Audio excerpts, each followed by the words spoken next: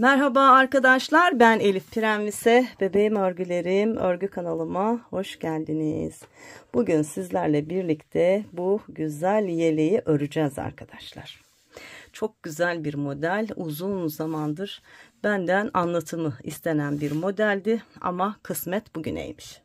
Ve görmüş olduğunuz bu yelek arkadaşlar 2-3 yaşın giyebileceği büyüklükte diyebilirim. En ve boy olarak oldukça büyük ve bu büyüklükte yeleği arkadaşlar bir yumak iple ördüm. Bakın bir yumaktan artan ipim bu.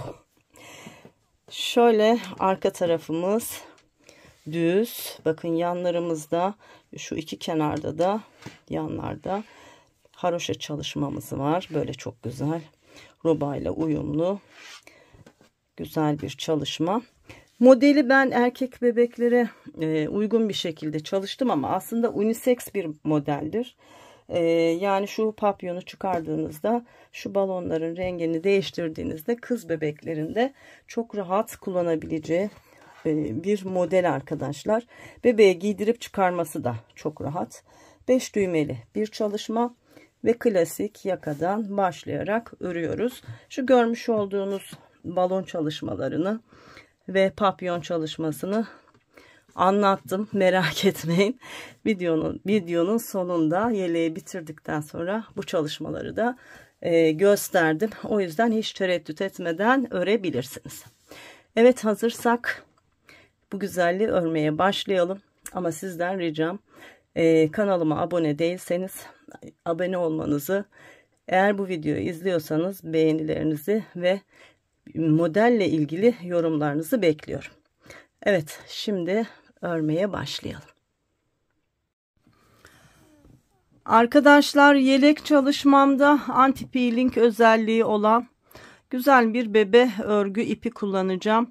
Uzunluğu 240 metre ve 100 gram. Herhangi bir bebe ipi kullanabilirsiniz. Anti peeling olmasına dikkat edin. Anti peeling demek tüylenme olmayan ip demek arkadaşlar. Bakın şöyle parlak güzel bir ipimiz var. Evet, yeleğimize arkadaşlar yakadan başlayacağız. Başlangıç sayımız 81 ilmek. 81 ilmeğimle beraber bakın 1 2 3 4 diş haroşa boyunca örgümü ördüm. Şimdi yakadan başlamalı ve yandan düğmeli bir model olduğu için önce ilmeklerimi ayıracağım ve ilmeklerimin nereler olduğunu söyleyeceğim. Dikkat edin. Şu görmüş olduğunuz ilk 7 ilmek hemen kol kısmının yanında bizim düğmelerimizin dikilecek olduğu ilmekler. Bu 7 ilmek. 7 ilmeği sayalım, hemen bir ayraç takalım. Eğer böyle bir ayracınız yoksa renkli bir iple bağlayarak işaretleyebilirsiniz. Sonra 11 ilmek kolum için ayırdım. Bakın 2 4 6 8 10 11 bir ayraç taktım. Roba ayrım ilmeklerim 3 ilmek. 1 2 3 ilmek saydım ve yine bir ayraç taktım. Şu görmüş olduğunuz kısım yeleğimizin arka bedeni. Arka beden için 2, 4, 6, 8, 10, 12, 14, 16, 18, 20, 21 ilmek saydım ve bir ayraç taktım. Yine roba ayrım ilmeği olarak 1, 2, 3 ilmek saydım ve bir ayraç taktım. Sonra ikinci kol kısmıma geldim. İkinci kolumda da 2, 4, 6, 8, 10, 11 ilmeğim var. Saydım. Bir ayraç taktım. Yine roba ayrımında 1, 2, 3 ilmeğim var. Saydım ve bir ayraç taktım. Şu görmüş olduğunuz kısım 15 ilmek arkadaşlar. 2, 4, 6, 8, 10, 12, 14, 15. Burası ön kısmım. Bakın ön kısma şöyle bir işaretleyici, siz de benim gibi takın. Ön bedenle diğer tarafı karıştırmazsınız, rahat olur. Sonrasında bir ayraç taktıktan sonra yine 2 4 6 7 ilmek bıraktım. Burada da iliklerimizi açacağız arkadaşlar. Evet, şimdi hazırlıklarımızı yaptıysak örmeye başlayalım. Örgü şişi olarak ben 3,75 milimetre örgü şişi kullanacağım. Eliniz bolsa 3,5, eliniz sıkıysa arkadaşlar 4 milimetre örgü şişi kullanabilirsiniz. Şimdi şu ilk kurulum çok önemlidir. Bunu çok yavaşça anlatacağım. Beraber böyle çok güzel bir yelek örmüş olacağız. Ne dedik? İlk 7 ilmek bizim düğmelerimizin dikilecek olduğu haroşa örgüden oluşan ilik kısmımız. Düğme dikilecek pat kısmımız. Bu 7 ilmeği haroşa örgü olarak örüyorum. 1, 2, 3, 4, 5, 6 ve 7. Ayracım var. Bu ayraçların olduğu yerlerde arkadaşlar artırma yapacağız. Bu örnekte dolayarak artırma yapıyoruz. Gizli artırma değil. Yani şu şekilde doladıktan sonra kol ilmeklerimi örüyorum. 11 ilmeğim vardı kolumda. 1, 2, 3, 4, 5, 6, 7, 8, 9, 10 ve 11. Roba ayrımına geldim. Roba ayrımında da artış yapacağım. Yine bakın dolayarak artırma yaptım. Roba ayrım ilmeklerim haroşa örgü arkadaşlar. Bu 3 ilmeği haroşa örgü olarak örüyorum. Ördüm. Tekrar dolayarak bir artırma yaptım. Ve arka bedeni öreceğim. Arka bedende 21 ilmeğim var. 21 ilmeğimi düz örgülerle örüyorum.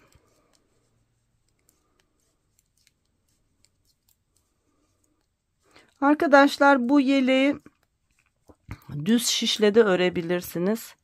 Ben misinalı şişe alışkın olduğum için bütün örgülerimi misinalı şişle örüyorum. Evet, 21 ilmeğimi ördüm. Arka bedeni tamamlamış oldum. Şimdi tekrar roba artışı yapacağız. Ne yapıyoruz? Doluyoruz. Roba ayrım ilmeğim 3 ilmek. Bunları haroşa örgü örüyorum. 1, 2, 3 ve ardından ikinci kol ilmeklerim var. Yine dolama yaptıktan sonra 1, 2, 3, 4, 5, 6, 7, 8, 9, 10, 11 ilmeğimi ördüm. Kolum bitti. Artış yapıyorum. Bir dolama yaptım. Roba ayrım ilmeğim 3 ilmek. Bu 3 ilmeği haroşa örgü örüyorum.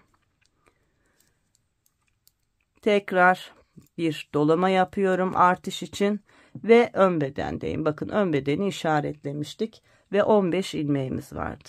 1, 2, 3, 4, 5, 6, 7, 8, 9, 10, 11, 12, 13, 14, 15 ilmeğimi ördüm. Şimdi ilik kısmımın olduğu yerdeyim. İşaretleyicim var. Bir dolama yapıyorum. Yani bir artış yapıyorum. Ve ilik kısmımı 2, 4, 6, 7 ilmeğimi haroşa örgü olarak örüp bitireceğim. Fakat burada ilk ilik çalışmamı yapacağım. O yüzden bir ilmek haroşa ördükten sonra sıradaki 2 ilmeği birlikte örüyorum. Bir kez doluyorum. Sonra var olan 4 ilmeğimi haroşa örgü olarak örüp sıramı tamamlıyorum.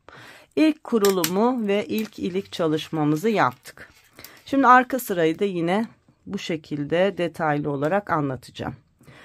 7 ilmeğimiz haroşa örgü, ilik kısmımızın olduğu yer 1, 2, 3, 4, 5, 6 ve 7.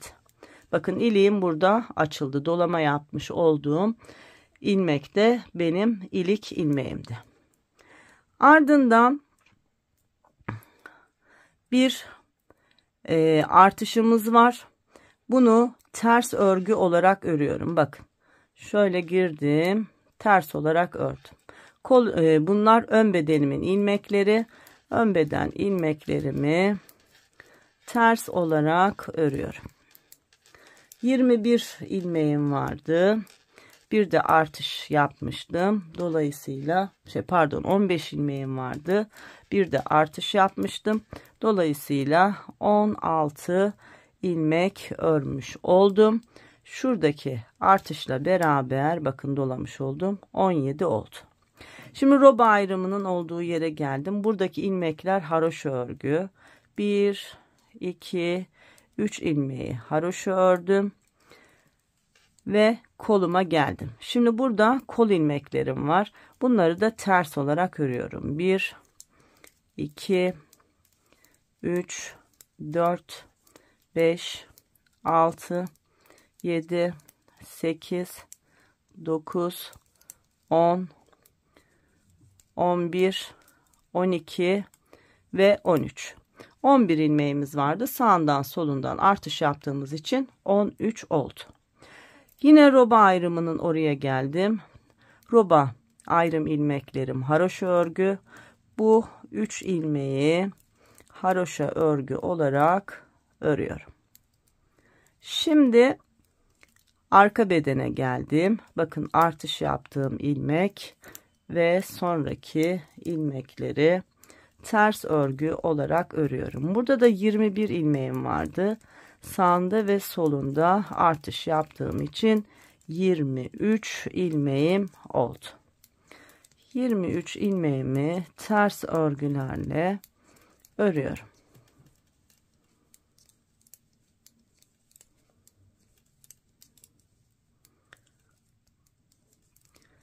Evet, son ilmeğim, artış ilmeğim ördüm.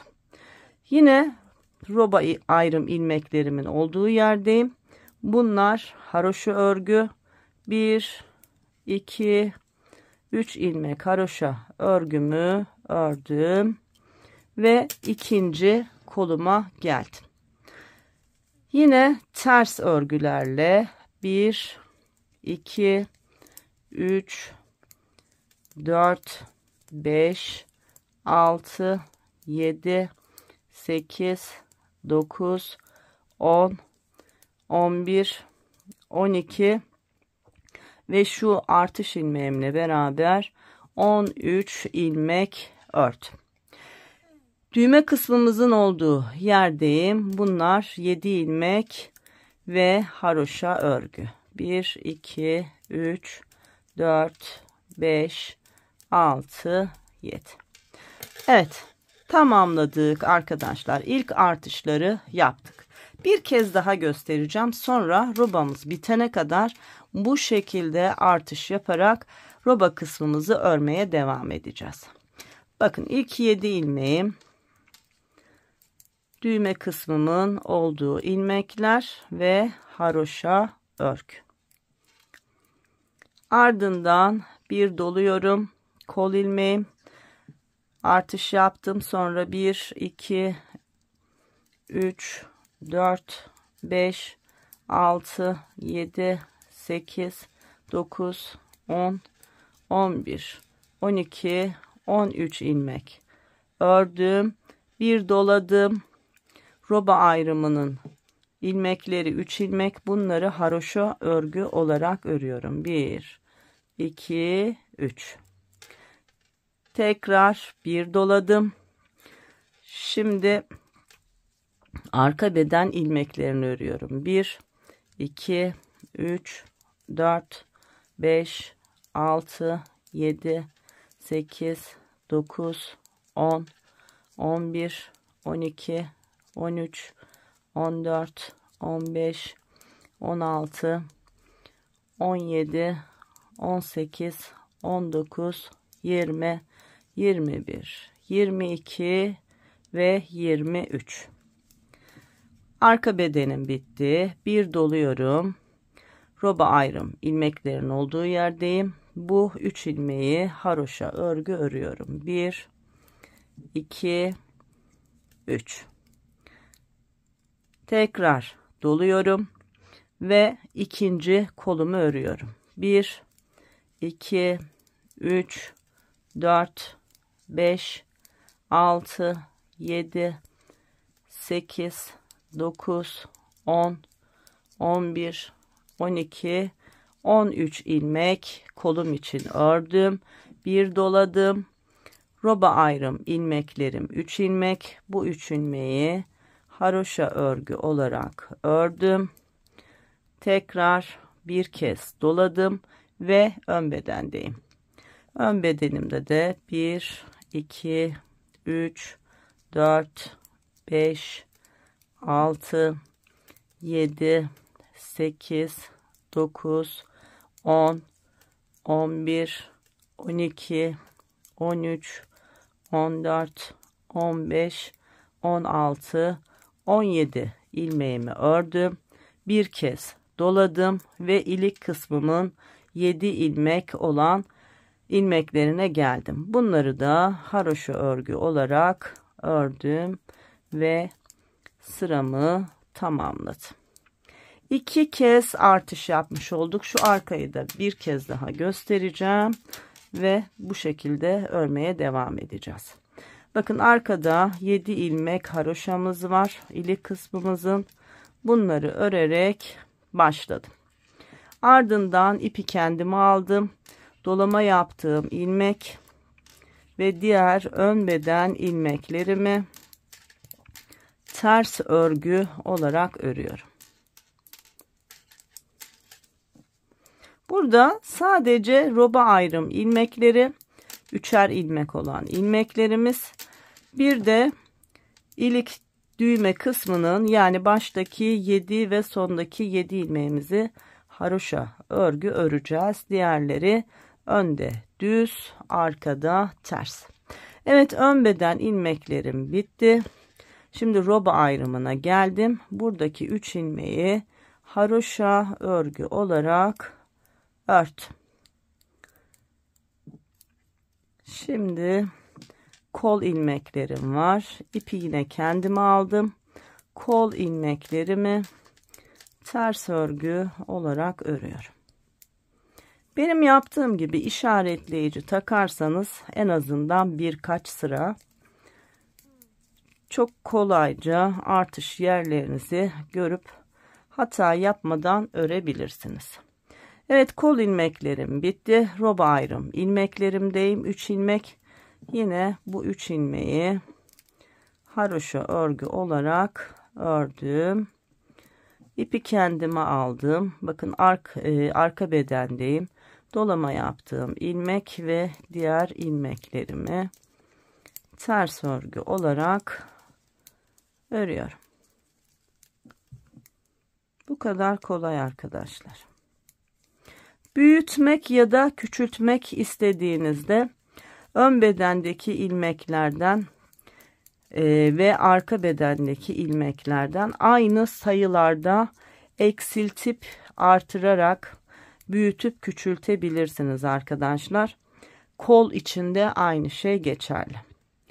Evet, arka beden ilmekleri artış yaptığım ilmekte dahil olmak üzere ters örgü olarak ördüm. Şimdi roba ayrım ilmeklerim var. 3 ilmek. Bu 3 ilmeği de haroşa örgü olarak ördüm. Ve ikinci kolumdayım. İkinci kol ilmeklerimi de ters örgü olarak örüyorum.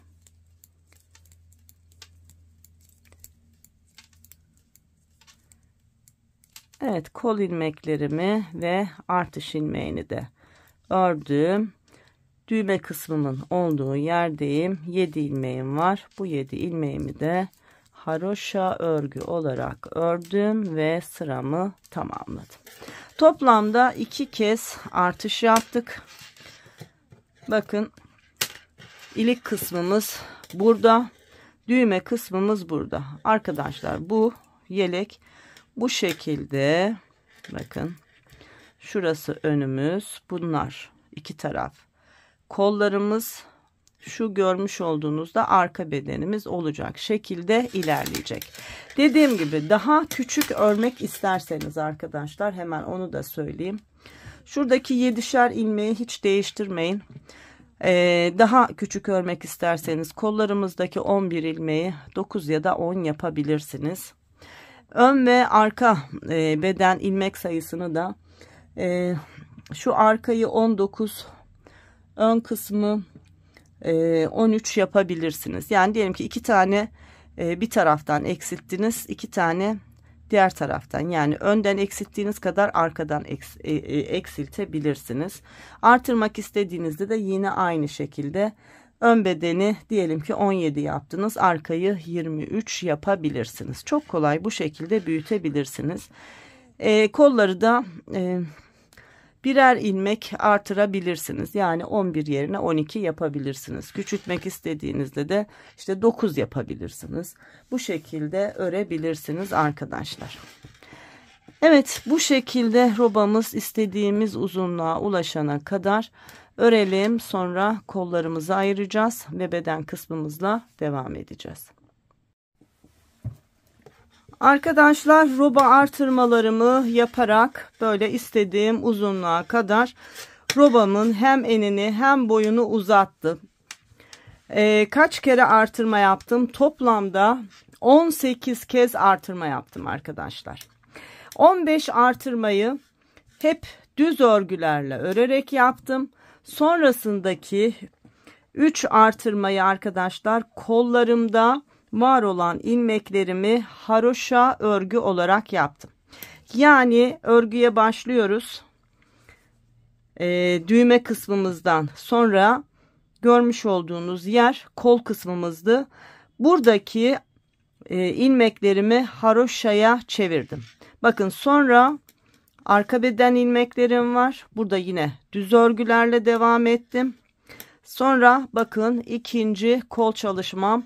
Burada da 16, 17 ve 18. artırmalarda artırmalarımı yaptıktan sonra koldaki ilmeklerimi düz değil haroşa örgü ördüm. Bu da ön bedenim. Ön bedenimde yine düz örgülerle örgümü ördüm. Toplamda 18 artırma yaptık. 15 tanesini tamamen düz örgü örerek 16, 17 ve 18. artırmalarda koldaki ilmeklerimi haroşa örgü örerek robamı tamamladım.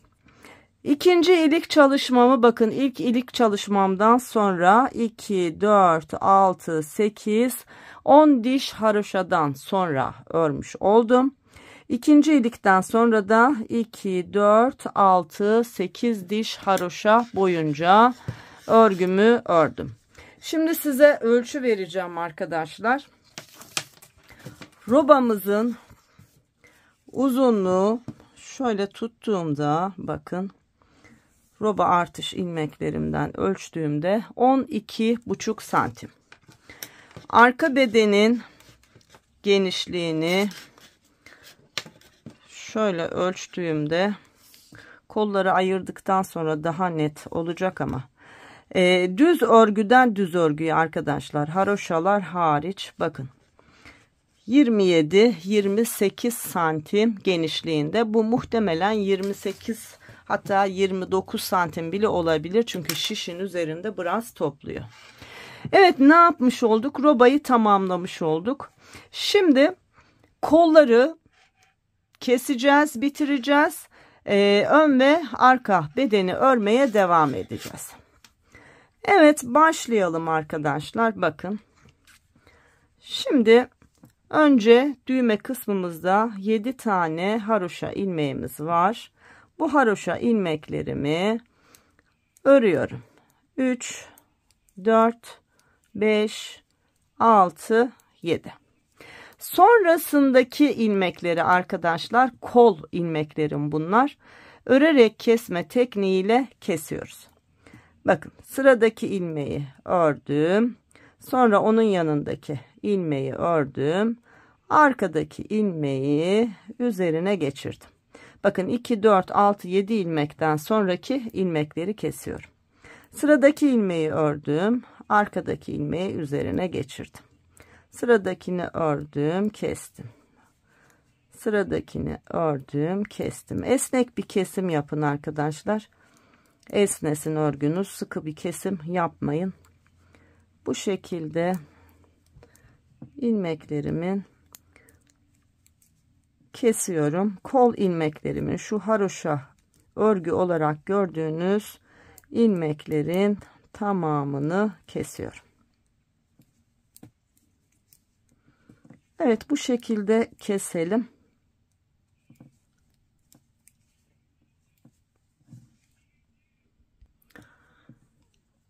Evet, son ilmeklerim, bakın, ördüm ve kestim, ördüm ve kestim.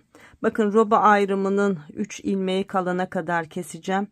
Buradaki ilmeği kesebilmek için şu roba ayrımının bir ilmeğini de ördüm ve kestim. Bakın şimdi 1 2 3 ilmek roba ayrımında kaldı. Bu benim arka bedenim. Bu ilmekleri arka bedene bırakmış oldum. Şimdi diğer roba ayrım yerine kadar var olan ilmeklerimizi düz örgü olarak örelim arkadaşlar. Evet, düz örgülerle beraber arka bedeni roba ayrımının olduğu yere kadar ördüm. Bakın, roba ayrımının 3 ilmeğini de yine arka bedene ilave ediyorum. Sonrası kol ilmeklerim. Şimdi arka bedende kaç ilmeğim var? Hemen sayayım. Sayıyla yol alan arkadaşlara kolaylık olsun.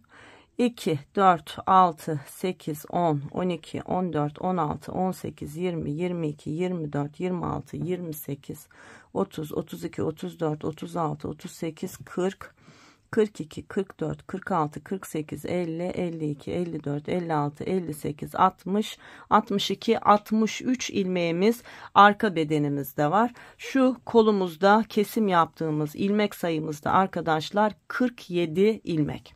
Şimdi bakın, yine diğer kolumdayım. Burada da 47 ilmeğimizi keseceğiz. Yine şu roba ayrımının 3 ilmek kalanına kadar.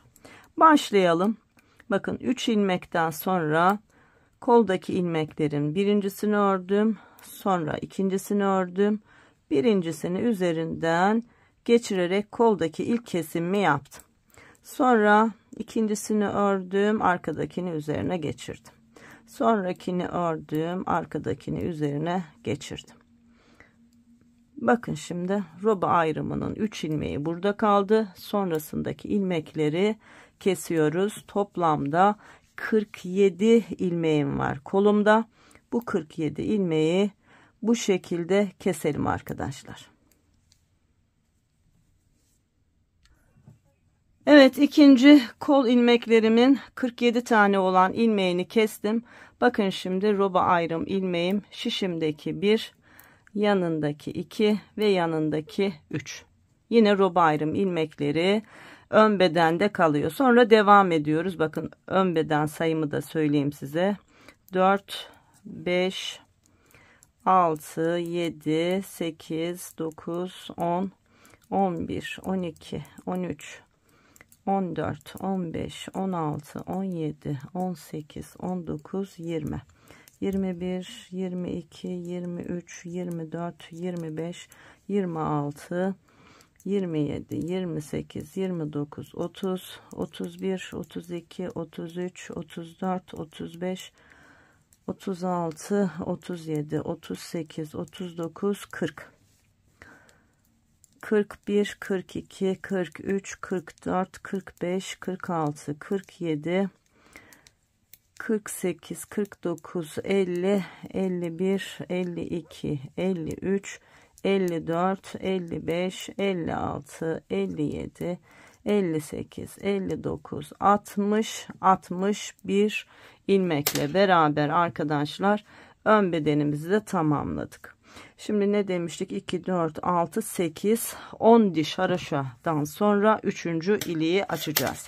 Şimdi şu arka bedenin ölçüsünü bir kez daha alalım.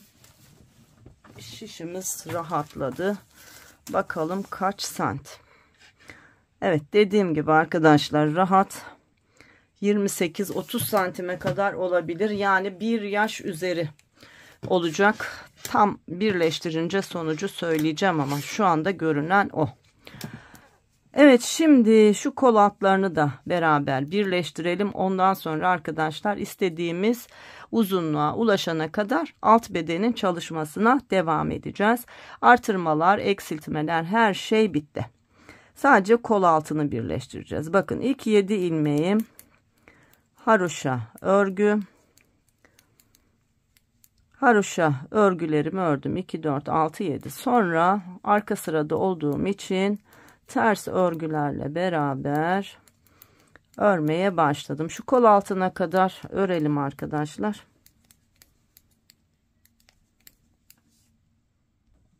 Evet, kol altına yaklaştım. Şimdi burada şöyle bir şey yapabiliriz. Şimdi diyelim ki bundan bahsetmiyorum da başka bir örgü örüyorsunuz ya da şu bedeni biraz daha genişletmek istiyorsunuz. O zaman şu kol altına birkaç ilmek ilave ederek şu kolu altını rahatlatabilirsiniz. Bizim kol altımızın genişlemeye ihtiyacı yok. Kol evimiz oldukça uygun. Ve bir desen çalışması yapmak istiyorum. Ne yapacağım söyleyeyim size. Şimdi şu haroşa örgüler var ya, burada da görünüyor. Bu iki yan kısmın, kol altı kısmının bedende olan yerini yine haroşa örgü olarak böyle bir şerit halinde devam ettireceğim. Güzel bir görüntü olabilmesi için. Bakın ön bedenimde haroşalı 3 ilmeğimin yani roba ilmeklerimin olduğu yere geldim. Şöyle yapıyorum. 1, 2 ilmeği ördüm. Bakın ön bedenin roba ayrımının bir ilmeğiyle arka bedenin, bakın 1, 2, 3 tane roba ayrımının ilmeği var. Bu 2 ilmeği birlikte haroşa ördüm. Sonra 2 ilmek daha var. Bu 2 ilmeği de haroşa örgü ördüm. Yani ne yaptım biliyor musunuz? Kol altlarını birleştirdim ve bu kol altından aşağıya doğru 5 ilmek haroşa örgüyle bir desen çalışması yapmak için haroşa örgüye devam ettim. Evet, şimdi 5 ilmekten oluşan haroşa örgüm bitti. Örgümün arka bedenindeyim. Ters ilmeklerle beraber yine diğer uca kadar roba ayrımının 3 ilmeğine kadar ters örgülerle ilmeklerimi örüyorum. Örelim arkadaşlar. Evet, ters örgülerle roba ayrımının 3 ilmek haroşasının olduğu yere geldim. Şimdi ipi arka tarafa attım. 1, 2 ilmek haroşamı ördüm. Bakın diğer kısımla beraber kolu şimdi birleştireceğim. Buradaki haroşa ilmeği ile şu düğme kısmının haroşa ilmeği var 7 tane. Bu ikisini birlikte örerek bu kol altını da birleştirdim. Sonra 6 ilmeğim daha var. Haroşa örgü olarak ördüm ve sıramı tamamladım. Böylece kollarımızı ayırmış olduk. Bakın. Ve alt bedene geçmiş olduk. Şurayı karıştırmazsınız umarım. Hiçbir şey yok. Şurada kol altındaki 5 ilmeğimiz arkadaşlar. Bakın şu 5 ilmek tam kol altı ilmekleri. Bunlar haroşa örgü olarak devam edecek. İsterseniz siz düz örgü de örebilirsiniz. Ben haroşa yapacağım ki güzel bir görüntü olsun. Şimdi şöyle yapalım. Bir sıra daha göstereyim. Var olan ilmeklerimizin tamamını örelim. Ben haroşaları da düz olarak ördüğüm için bütün sırayı düz örgü olarak örüyorum. Eğer siz haroşayı tersten örüyorsanız arkadaşlar haroşalarınıza dikkat ederek örün. Şimdi bu sırayı tamamlayalım.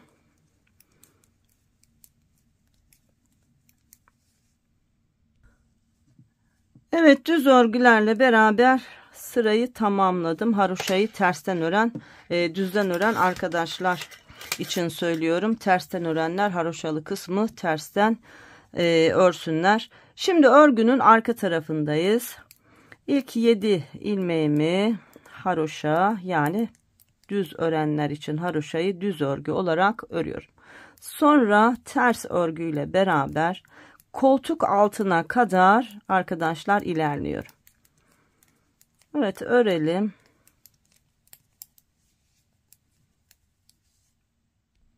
Evet, bakın koltuk altına geldim. Roba ayrım ilmeklerim burada, bakın 1 2 3 4 5 taneye indirdik. Şurada 2 ilmeği birlikte örmüştük. Şimdi ipimi arka tarafa atıyorum. Bu 5 ilmeği haroşa örgü örüyorum. 2 3 4 5. Sonra arka bedenin ilmeklerini yine ipi kendime alıp ters örgülerle örmeye devam ediyorum. Şimdi göstereceğim nasıl bir görüntü elde ettiğimi. Bakın. Haroşa örgüm belli olmaya başladı. Şimdi diğer tarafa kadar ters örgülerle örelim. Evet, diğer kol altına geldim. Bakın, roba artış ilmeğimin 2 ilmeği burada. Şurada 2 ilmeği birleşmiştik. Burada bununla 3 etti. Sonrasında da 2 4 6 ilmek var. Yani toplam son 9 ilmeği de arkadaşlar haroşa örgü olarak örüyoruz ve sıramızı tamamlamış oluyoruz. Evet, bakın burada da böyle bir görüntü elde ettik. Daha böyle göze hoş görünecek. Şimdi 10 sıramız oldu mu? 2 4 6 8 10. Evet, 10 diş haroşamız oldu. Şu 3. iliği de birlikte açalım. Şimdi ne yapıyoruz? Düz örgülerle beraber sıra sonuna kadar geliyoruz. Haroşalı kısımları düz ören arkadaşlar için, ters örenler haroşaları haroşa olarak örsünler. Evet, bu şekilde sıra sonuna kadar örelim ve 3. iliğimizi birlikte açalım arkadaşlar.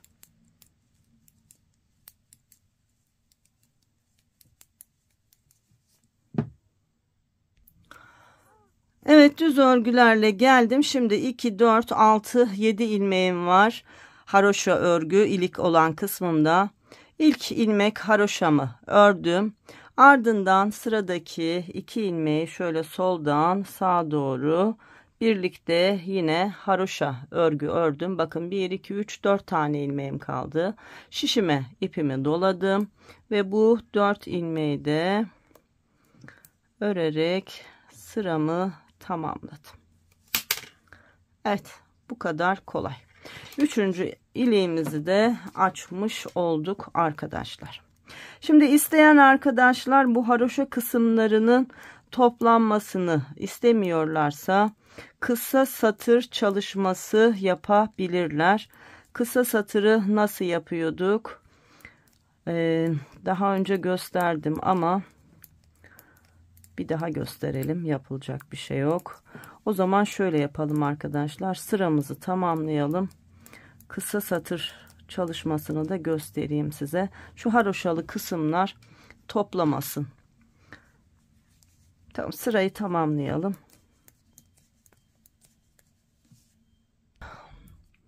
Evet, sıramı tamamlıyorum. Haroşa örgülerle beraber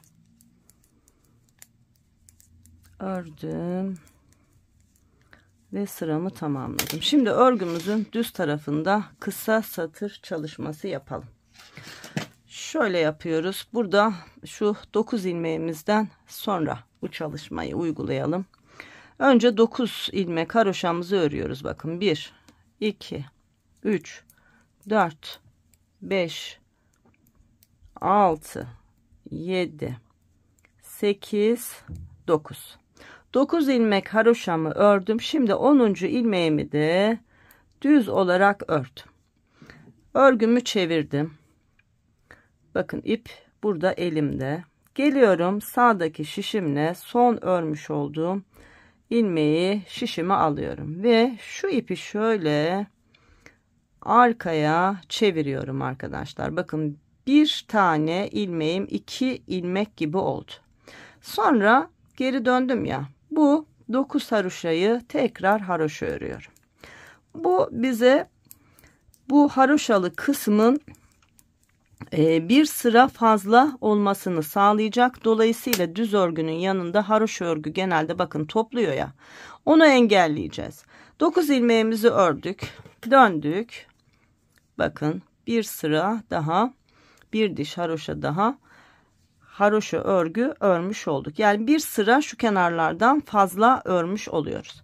Şimdi tekrar 1, 2, 3, 4, 5, 6, 7, 8, 9 ilmek haroşamı ördüğümde bakın geri çevirip çift ilmek yaptığım ilmeğim burada.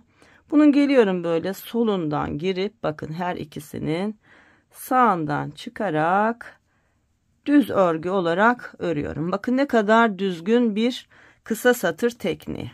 Burayı bitirdik. Şimdi sıra sonuna kadar ilmeklerimizi örelim. Diğer tarafta da aynı çalışmayı yapacağız. Ve arkadaşlar her ilik açtığınız çalışmadan sonra bunu bir kez uygularsanız bu haroşalı kısımların toplamasına engel olursunuz. Artış yaparken bunu yapmadık. Çünkü delikli artış çalışmamız vardı. Orada bunu düzgünce uygulayamazdık. O yüzden artışlarımız bitti. Roba çalışmamız bitti. Bedeni örerken bu çalışmayı yapıyoruz. Şu kol altını bir kez daha göstereyim. Nasıl göründüğünü haroşalı kısmımızın tam oraya geldim.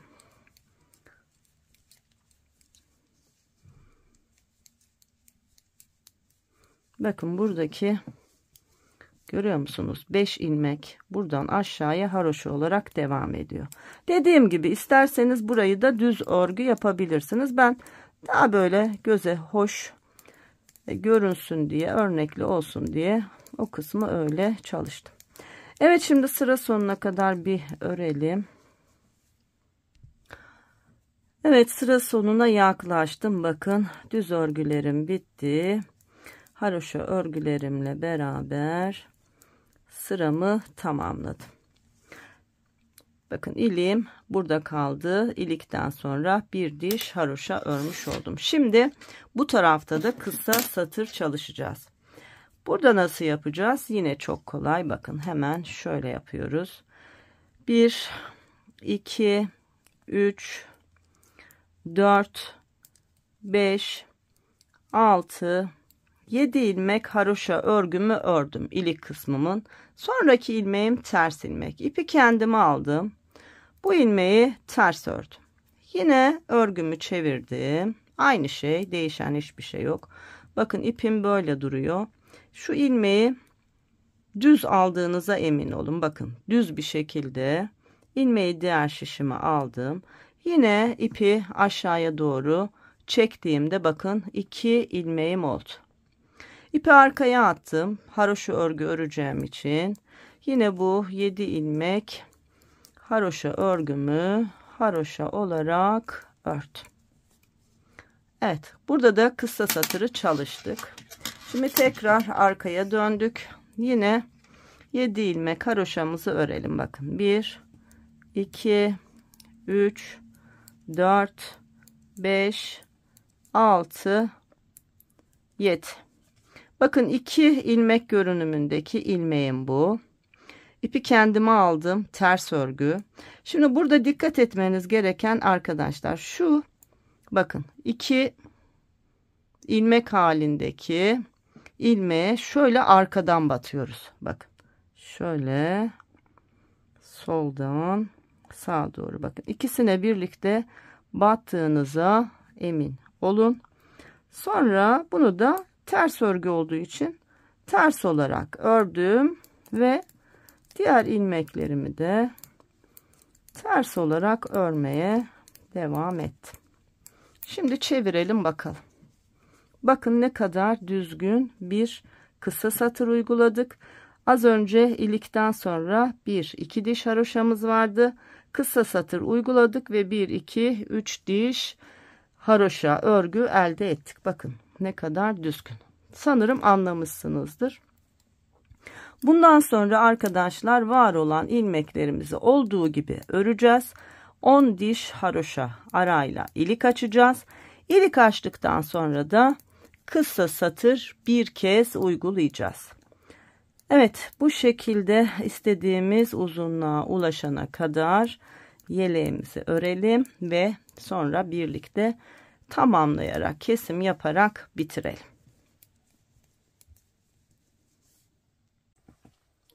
Arkadaşlar, gövde kısmını örmeye başladım. Ördüm. Kaç sıra ördüm hemen söyleyeyim. Bakın şu kol altındaki birleştirmeden sonraki haroşalarımı saydığımda 1 2 3 4 5 6 7 8 9 10 11 12 13 14 15 16 17 18 19 20 21 diş haroşa boyunca düz örgü ve şu kenar haroşalarıyla olan kısmı ördüm.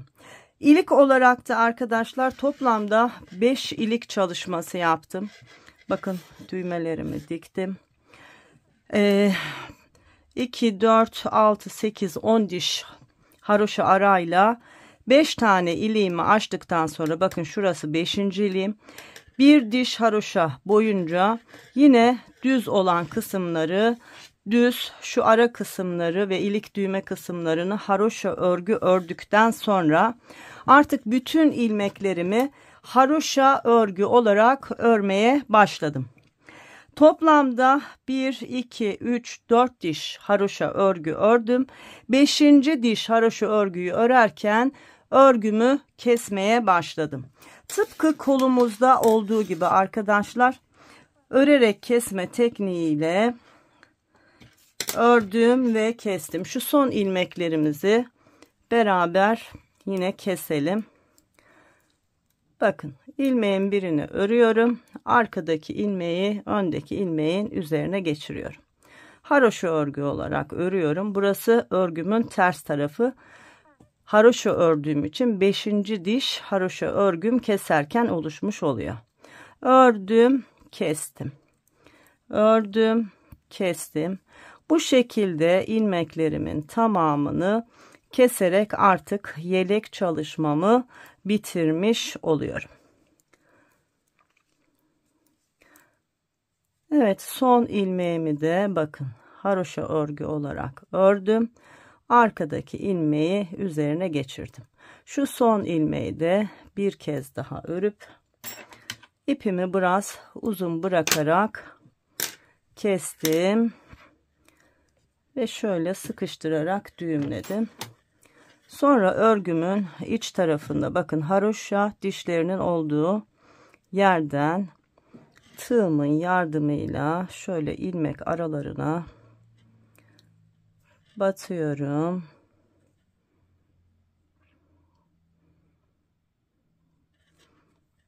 Ve bu ipimi uzattım. Böyle yürüttüm. Sağlam olabilmesi için bir kez de tam tersi yönde bu şekilde yürüttüm ve fazla olan ipimi keserek temizledim. Şimdi yeleğimizi bir görelim. Yeleğimizin ön kısmında balon çalışmaları var. Onu da size göstereceğim arkadaşlar, nasıl yaptığımı. Ama önce şu iliklerimizi kapatalım. Bir en boy ölçüsü vereyim. Daha büyük ya da daha küçük örmek isteyen arkadaşların nasıl örebileceği hakkında bilgi vereyim.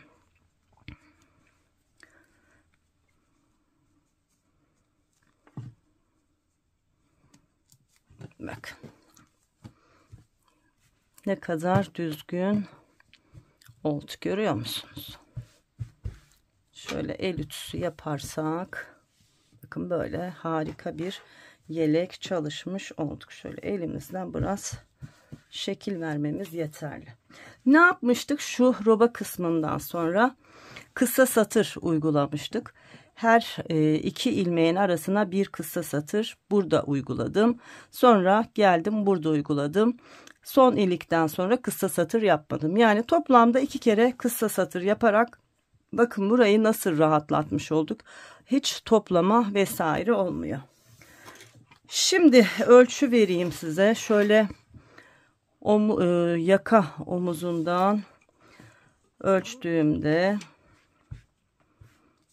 tam 32 santim uzunluğum var arkadaşlar. Rahat 2 yaşa uygun bir çalışma yapmış olduk. 1-2 yaşın, hatta biraz böyle benim oğlum gibi eğer ufak tefekse çocuğunuz 2,5-3 yaşa kadar da giydirebileceğiniz bir yelek çalışmış olduk. Şöyle kol altından kol altına da ölçtüğümüzde bakın tam 27,5 santim genişliğimiz var. Şimdi bunu biraz daha küçük örmek isteyen arkadaşlar, şu yakamız oldukça uygun. Bu başlangıç sayımızı değiştirmeyelim. Ne yaptık? 18 artırma yapmıştık. 16 artırma yaparak arkadaşlar bunu 6 ay 1 yaş arası örebilirsiniz. Daha büyük örmek istiyorsanız biz 18 artırma yapmıştık. Yine yakamız oldukça müsait. Yaka sayısını, başlangıç sayısını hiç değiştirmiyoruz. 18 yerine 20 artırma yaparak yine bir beden daha büyük örebilirsiniz. Yani 3 yaş gibi örebilirsiniz. Bu şekilde büyütebilirsiniz. Dediğim gibi eğer 18 değil de 20 artırma yaparsanız arkadaşlar şu ilik aralarını 10 değil 11 yapın. Çünkü yeleğimizin biraz boyununda uzaması gerekiyor. Bakın arka kısmımızda böyle kocaman bir yelek çalışmış olduk. Büyük yaşları anlatmamı isteyen arkadaşların umarım hoşuna gitmiştir. Şimdi işleme kısmına gelelim, süsleme kısmına. Şu papyonda hiçbir şey yok arkadaşlar. 12 ilmekle başladım. Tam 16 diş haroşa boyunca örgümü ördüm ve kestim. Uçlardan ipleri yine içeriye taşıdım. Bakın tertemiz. Sonra ana rengimle beraber var olan bu dikdörtgen parçayı tam orta kısmından şöyle kendi örgü ipiyle sararak bir fiyonk çalışması oldu. Papyon çalışması oldu. Bunu arkaya yerleştirdim. Bakın şu papyonun kenar kısımları da katlanıp toplanmasın diye yine küçük bir dikişle buradan da tutturmuş oldum. Balon çalışmasında arkadaşlar yine aynı tarz bebe örgü iplerini kullanabilirsiniz. Şimdi bir tane göstereceğim nasıl yaptığımı. Hemen göstereyim. Kullanmış olduğumuz şiş numarası uygun. İstediğimiz renk balonu yapabilmek için örgü ipimizle beraber şişimize önce 3 ilmek atıyoruz. Sonra bu ilmekleri haroşa örgü olarak örüyoruz. Bakın 1, 2, 3.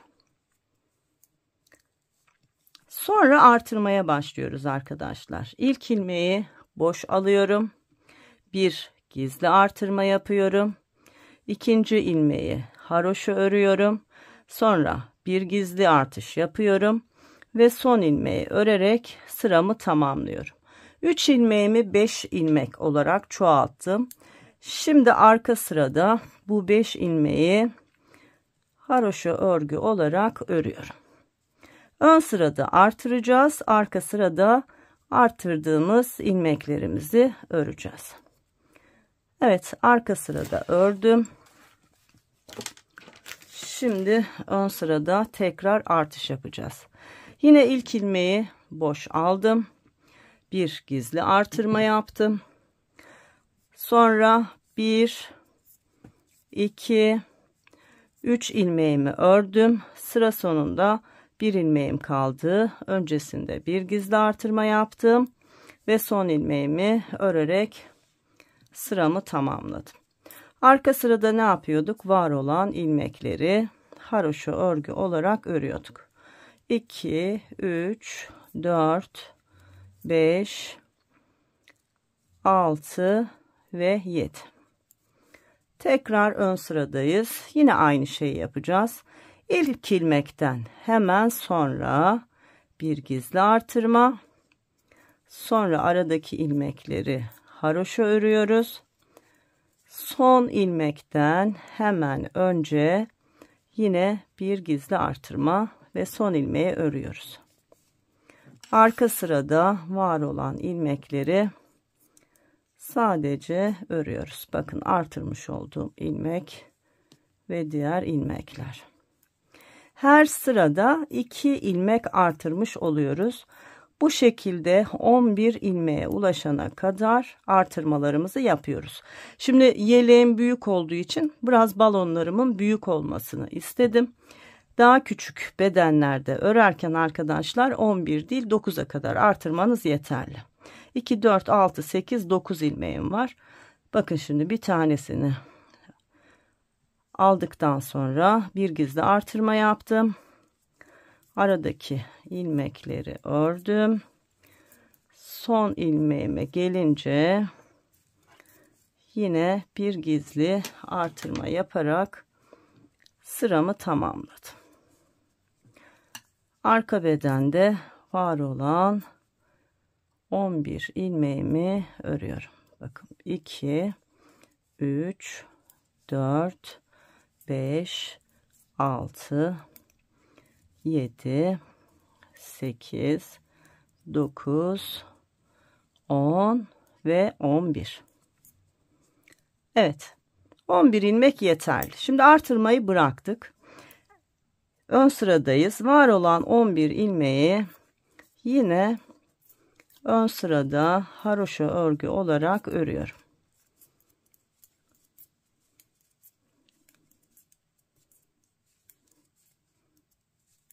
Arka sıradayım. Arka sırada yine var olan 11 ilmeği haroşa örgü olarak örüyorum.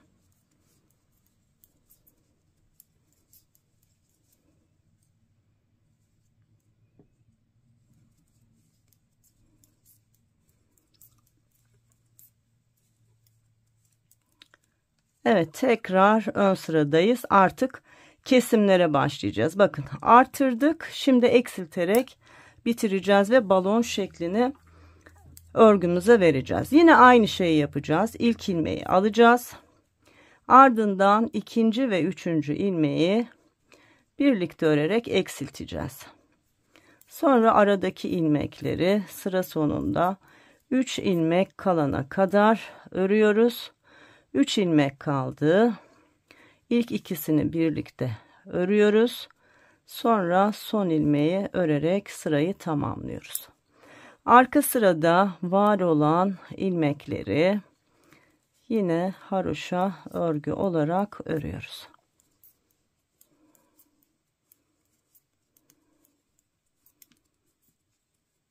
Evet, tekrar ön sıradayız. Yani tekrar kesim yapacağız. Hemen yapalım. İlk ilmeği boş aldım. Sıradaki 2 ilmeği birlikte ördüm. Arada 1, 2, 3 ilmek var. Onları ördüm. Sıra sonunda 3 ilmeğim kaldı. İlk ikisini birlikte ördüm. Son ilmeği de örerek sıramı tamamladım. Bakın 2, 4, 6, 7 ilmeğim kaldı. Şimdi arka sırada bu 7 ilmeği haroşa örgü olarak örüyorum.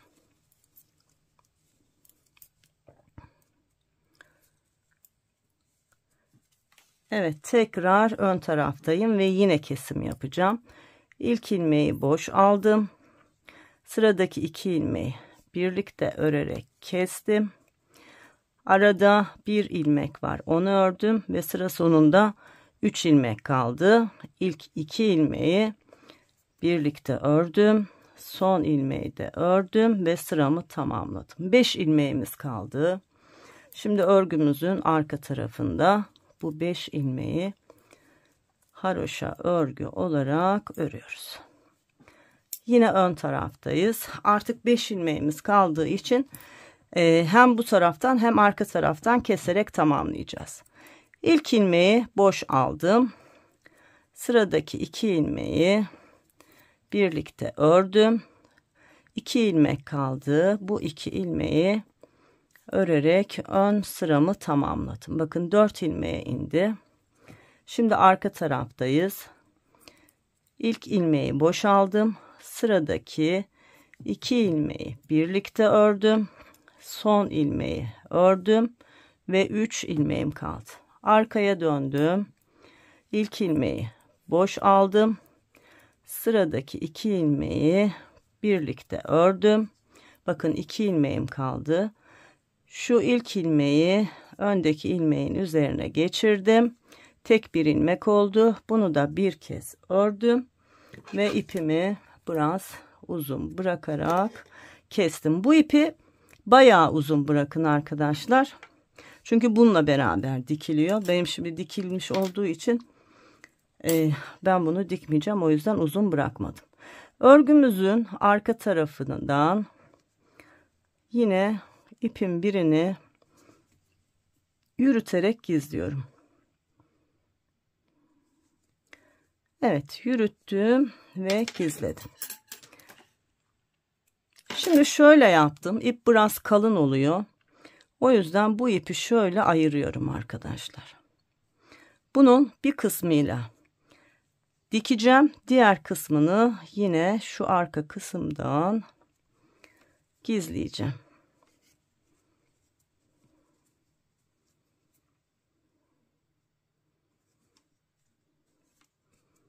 Bunun da fazlasını kesiyorum. Bakın ön arkası tertemiz bir örgü oluyor. Şimdi dikerken de arkadaşlar bunu buraya yerleştiriyoruz. Bu ipimize iğnemizi geçiriyoruz ve şöyle etrafından dikiyoruz. Bakın bu şekilde kendi ipiyle, bakın katı tek kat, 2 kat, yani bunda 2 kat bıraktım ince olduğu için. Bu şekilde dikiyoruz. Bunları da nasıl dikiyoruz? Şöyle yapın. Önce şu ortadakini bence dikin. Ben öyle yapıyorum. Tam orta kısmı hiza alarak önce bunu diktim. Sonra iki yanına biraz böyle aşağıda olacak şekilde diğer balonlarımı diktim. Şu dal kısmında da arkadaşlar şu görmüş olduğunuz çizgi uçan kalem çizgisi. Buna saç kurutma makinesi tutunca bu zaten yok oluyor. Böyle bir çizgi çizin kendinize, kılavuz bir çizgi. Bu çizgileri çizdikten sonra şimdi şu diğer işlemi nasıl yaptığımı göstereceğim. Ama rahat çalışabilmem için şu düğmeleri açmam lazım. Tığla beraber çalışacağız. Bunu aslında iğneyle de yapabiliriz. Ama tığla kolay olduğu için ben tığla yapmayı tercih ettim. Nasıl yapıldığını göstereyim. Siz tığla daha rahat yapabilirseniz tığla yapamazsanız aynı şeyi şişle yapabilirsiniz. Bakın burası başlangıç yerim. Başlangıç yerime battım. İpim şöyle elimin altında, bakın burada böyle duracak. Şimdi bu ipi önce yukarıya doğru şöyle çıkartıyorum. Şurada biraz pay bırakın. Bakın şöyle biraz uzun bir payı olsun. Sonra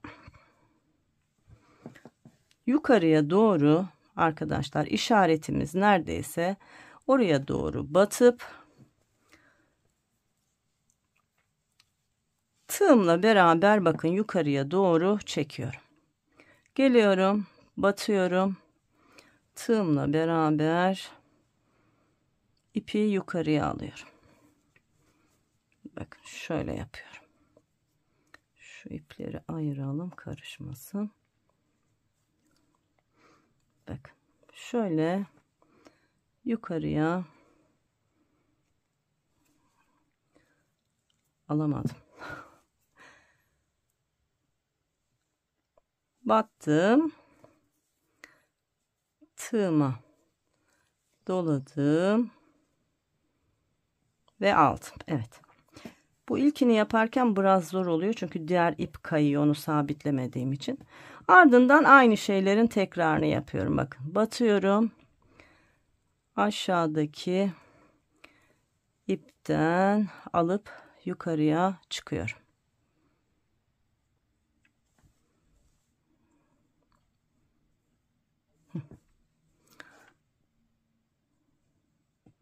Zincir çeker gibi ipi aşağıdan alıyoruz.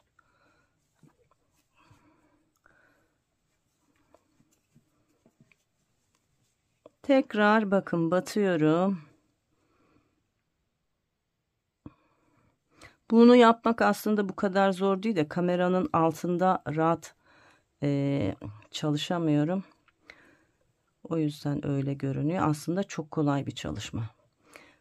Batıyorsunuz. Tığınıza ipi dolayıp yukarı alıyorsunuz. Bakın, bu kadar basit. Batıyorum. Sonra şöyle zincir çeker gibi içinden. Batıyorum. Zincir çeker gibi içinden. Her ilmeğe ya da 2 ilmekte biri fark etmez. Bu şekilde. Bakın, artık kolay oldu, gördünüz mü? Bu şekilde. Balonun olduğu yere kadar aynı şeyi yapmaya devam ediyorum. Bakın, çizgiyi takip ediyorum. Aslında çizgiye düz yerde gerek yok. Dümdüz ördüğümüz için. Ama şu kavisli kısımlarda gerçekten çok işe yarıyor. Bakın, geldim. Şimdi bitireceğim.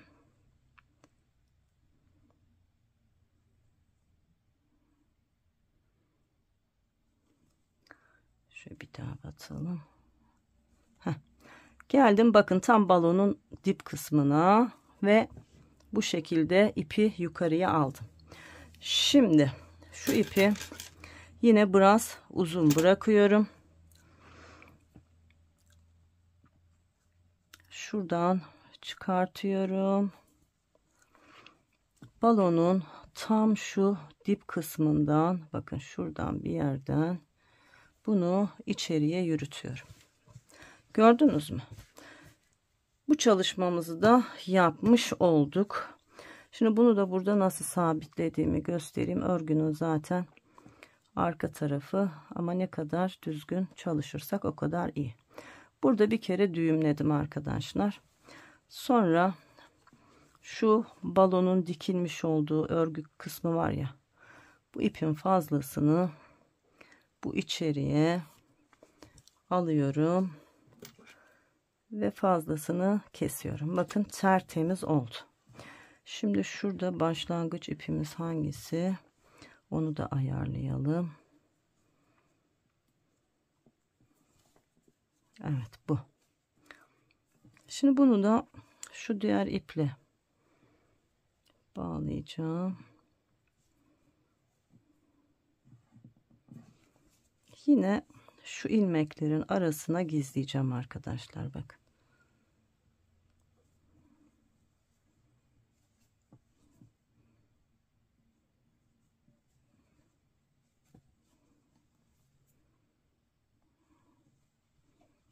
Bu yeterli. Bunu keselim. Şimdi şunu gizleyelim. Bunu da yukarıya doğru gizlersek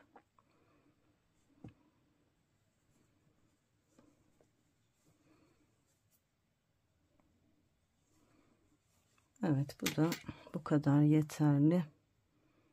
Şunu zaten yürütmüştüm. Bunu da kestim ve bitti. Şimdi son olarak tam şu kısma bir yine zincirden fiyonk yapıyoruz. 45 tane zincir çektim arkadaşlar. Şu başlangıç ve dip kısımlarına düğüm attım. Onu da tam şöyle orta yere yerleştiriyorum. Bakın, tek kat lacivert ipim var. Yine bunu da dikerek yerleştireceğim.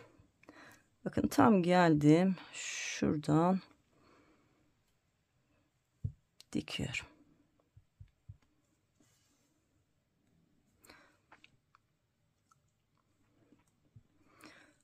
Bunda da yine şu kenar kısımları toplanmasın diye arkadaşlar, bu fiyonklu kısmı da hafiften tutturacağım bak.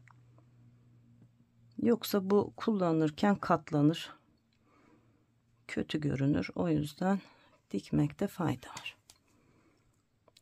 Zaten tek kat bir ipimiz var.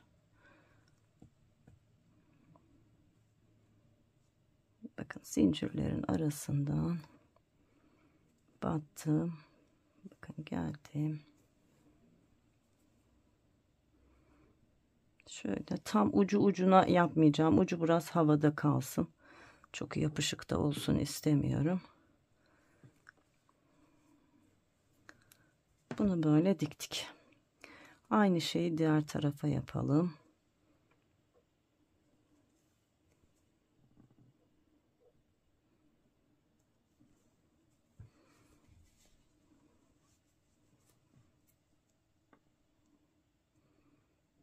Bunu da diktik. Şimdi geriye dönelim. Ve bu tarafı da tutturarak bitirelim.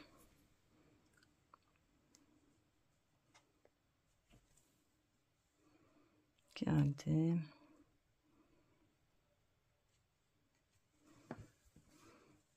Şöyle kontrol edelim. Şekli bozuk olmasın. Elimizle önce düzeltip sonra bu şekilde dikelim. Evet, bunu da tutturduk. Şimdi bunu da yine arka tarafta.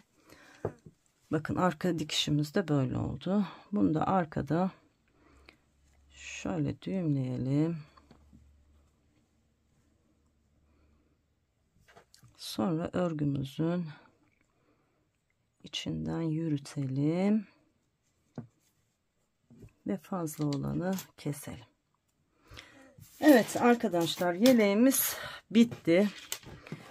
Şimdi düğmelerimizi tekrar kapatalım ve nasıl bir güzellik ördüğümüzü görelim. Bu modeli benden uzun zamandır istemiştiniz arkadaşlar ama kısmet bugüneymiş. Takipçilerimden biri bu modeli çok istedi. Yani sipariş vermek istedi.